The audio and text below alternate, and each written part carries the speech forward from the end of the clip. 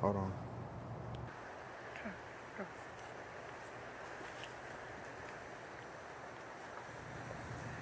Hello, my name is Ducket. I'm actually doing a recording for my history class 300, and I'm going to talk to you a little bit about the NAACP. We'll go in a little bit more about who and what is the NAACP. So first I want to start off with this plow. You may be wondering, what is this plow all about and how did they use this farm implement? Well, way back in the day, and this is actually a quite old plow, I'm actually kind of guessing, but this is probably at least, I'm thinking, maybe 100 years old probably. It's a very old antique. So a farm plow is actually an implement that they use to dig up the ground. And if you can see, this is what they call is a tine at the bottom. And the tine is what actually digs into the ground and it breaks up the ground. Well, over the years, this is what they used to use back in the day. Even with horses, they pull these plows along with them to break up the ground and to make the ground manageable for planting seeds. So back when they did that, the farmers planted seeds after the ground was plowed up. So even though you have a plow and it was very difficult to use at the time, over time, if you actually use this plow and you dug up the ground, it got easier and easier over time to cultivate the ground and to prepare it to be used in for planting in farms. So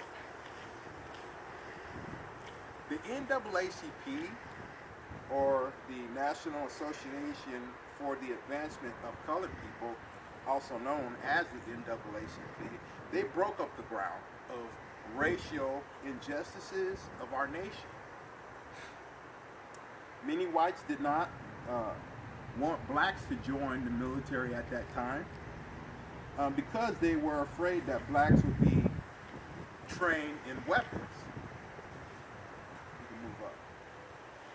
Because by allowing blacks to serve in the military, it gave the NAACP a platform to serve a platform in the advancement of equal rights for black Americans.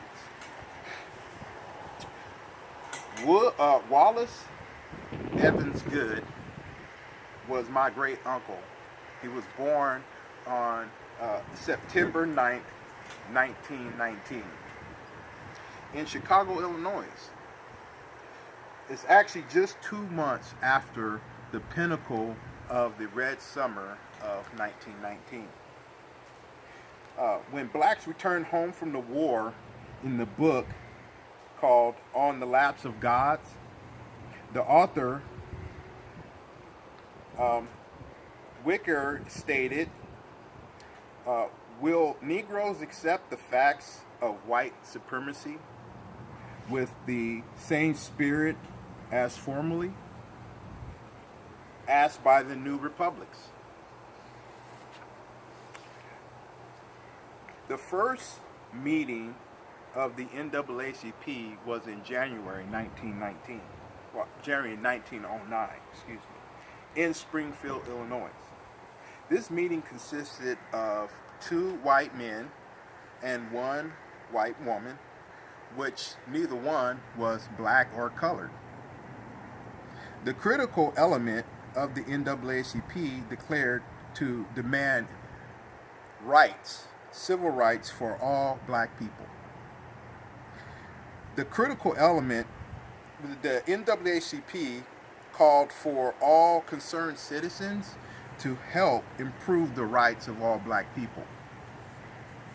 An emphasis called to the attention was lynchings, race riots, voters' rights, indignities and injustices of civilians and of law enforcement. These issues were written about in newspapers and headlines called The Crisis of the Call, or The Call. The Crisis magazine also described the lack of enforcement and dysfunction of the Supreme Court to protect blacks from discrimination and violence. The NAACP exposed the fact that hundreds of thousands of soldiers gave their lives for America and came home to brutal violence and, in many cases, death. Whitaker also quoted the NAACP saying, "If thousands of black Americans, men who fight in this war, ask the NAACP, then who can hold from them the freedom that should be theirs in the end?" In the book, The First Waco Horror, by Patricia Bernstein, stated the NAACP wrote, "This government cannot exist half slave and half free any better today than they could in 1861. The NAACP began being against violence, was accused of stirring up violence in the black communities by some white leaders. Not only did blacks suffer, but some white historians reported that the leaders of the NAACP was stirring up riots for blacks to attack whites. John Shillady, a white social worker and secretary of the NAACP in 1918, was physically beaten in Austin, Texas. In 1919, by a constable, Charles Hambley. Court Judge Davis J. Pickle and Ben Pierce, all identified in the newspapers and as the accused.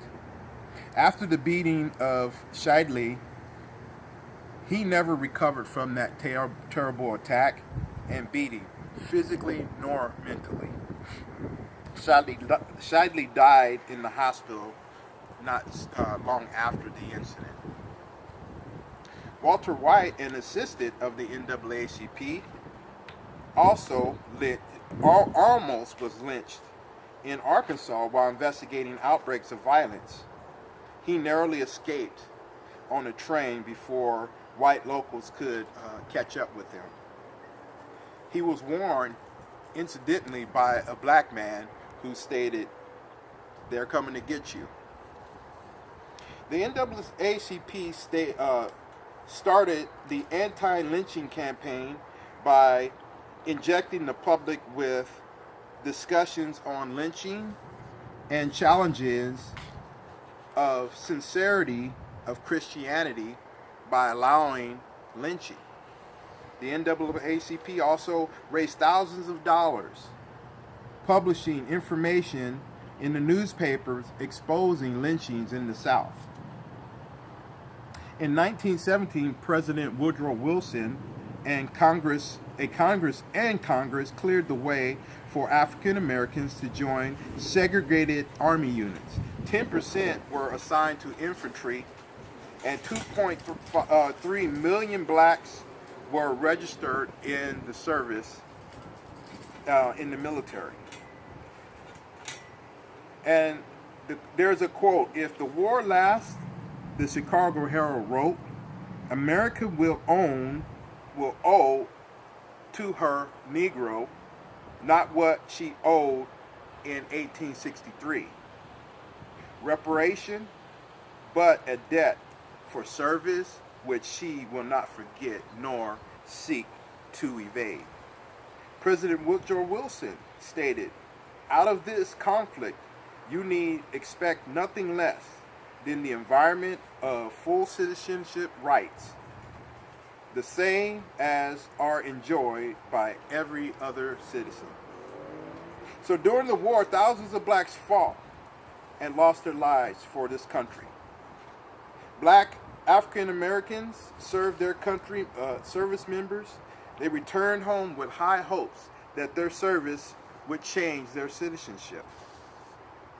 Many blacks returned home with optimism to the reconstruction of this country, but the optimism did not last long. Black soldiers returned home to the same or even worse situation than when they left.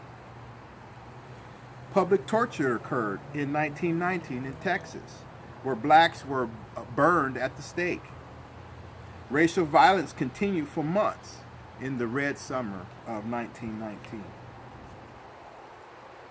In conclusion, despite many black lives being lost, the NAACP continued to fight by circulating the Crisis magazine, exposing shameful lynchings of citizens and soldiers across America. In the Chicago Defender magazine, editor published remarkable kindness and restraint of blacks in the midst of racial wars. Different NAACP branches were established across the nation.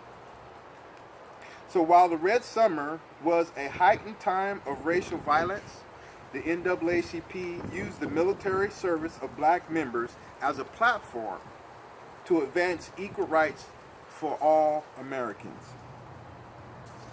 So just as we go back to looking at this plow and what the plow actually does to the ground, in preparing the ground for its seeds to be planted, the NAACP was just like this plow. And they plowed the ground of racial disparities for all blacks, for the seeds to be planted for our freedoms that we can live with for today. My name is Ducket. Thank you for this time, and I appreciate you listening to me.